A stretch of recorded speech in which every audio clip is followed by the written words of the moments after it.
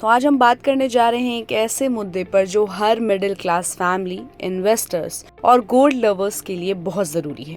क्या वाकई सोने की कीमतों में 10 से 12 हजार रुपए की गिरावट आने वाली है? क्या अब गोल्ड खरीदने का सही टाइम है या फिर आपको थोड़ा वेट करना चाहिए? चलिए इन सारे सवालों के जवाब जानते हैं एक्सपर्ट्स की राय, मार्केट का ट्रेंड और ग्लोबल इफेक्ट्स को ध्यान में रखते हुए। सबसे पहले बात करते हैं हाल के महीनों में सोना इतना महंगा क्यों हो गया है।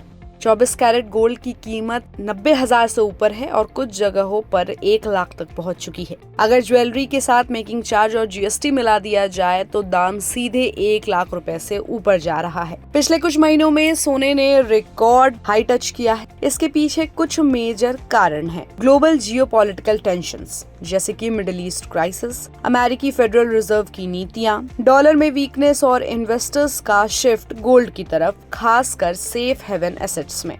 अब सवाल ये है कि क्या सोना सस्ता होगा? अब बात आती है असली मुद्दे की कि क्या सोना वाकई सस्ता हो सकता है। तो देखिए, एक रिपोर्ट के मुताबिक कुछ मार्केट एक्सपर्ट्स का मानना है कि आने वाले हफ्तों या महीनों में सोने की कीमतों में करेक्शन यानी गिरावट देखने को मिल सकती है।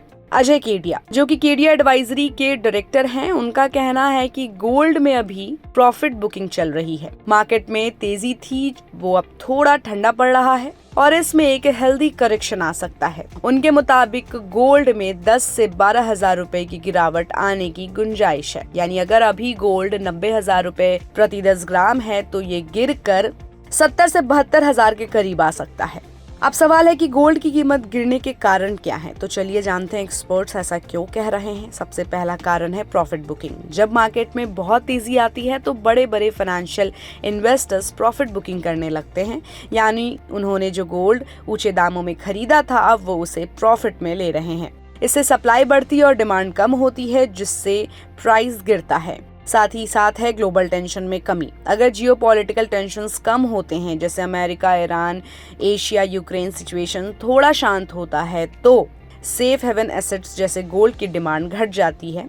लोग फिर इक्विटी या रियल एस्टेट में पैसा लगाना शुरू कर देते हैं। इसके बाद है डॉलर स्ट्रेंथ और फेड रेट्स। अगर डॉलर मजबूत होता है, यूएस फेडरल रिजर्व ब्याज दरें बढ़ाता है, तो गोल्ड की ग्लोबल डिमांड घटती है। क्योंकि गोल्ड बिना ब्याज वाला एसेट होता है तो लोग बॉन्ड्स को प्रेफर करते हैं। साथ ही साथ है भारतीय मार्केट में फेस्टिवल डिमांड का खत्म होना। अभी अक्षय तृतीया, शादी सीजन जैसे त्योहार निकल चुके हैं। डिमांड में कुछ समय के लिए नेचुरल स्लो डाउन आता है, जिससे कि प्राइस नीचे जा सकता है। इसके बाद है आरबीआई की मॉनेटरी पॉलिसी का असर। देखिए, 6 जून को भारतीय रिजर्व बैंक की मॉनेटरी पॉलिसी मीटिंग होने वाली है। अगर वहां रेपो रेट में बदलाव होता है या कोई ऐसा स्टेटमेंट आता है जिससे मार्केट में कॉन्फिडेंस बढ़े तो गोल्ड में करेक्शन देखने को मिल सकता है। सबसे बड़ा सवाल है कि आम लोगों के लिए क्या ये सही समय है गोल्ड खरीदने का? तो देखिए, अगर आप लॉन्ग टर्म 5-10 साल के लिए इन्वेस्ट कर रहे हैं तो आप थोड़ा थोड़ा करके खरीद सकते हैं एसआईपी की तरह। लेकिन अगर आप शॉर्ट टर्म ट्रेडिंग या शादी के लिए खरीदारी की सोच रहे हैं तो थोड़ा वेट करना सही होगा,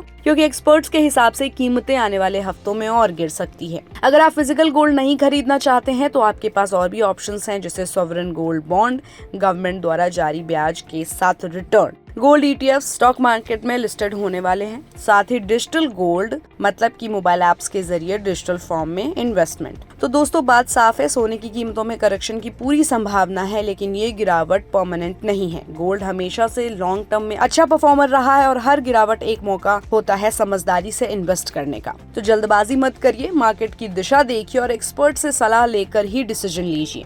इस पूरे अपडेट पर आपकी क्या राय है? हमें अपनी राय कमेंट बॉक्स में दें और ऐसे ही अपडेट्स के लिए देखते रहिए गुड रिटर्न्स। हमारे चैनल को लाइक और सब्सक्राइब करना बिल्कुल भी मत भूलिएगा।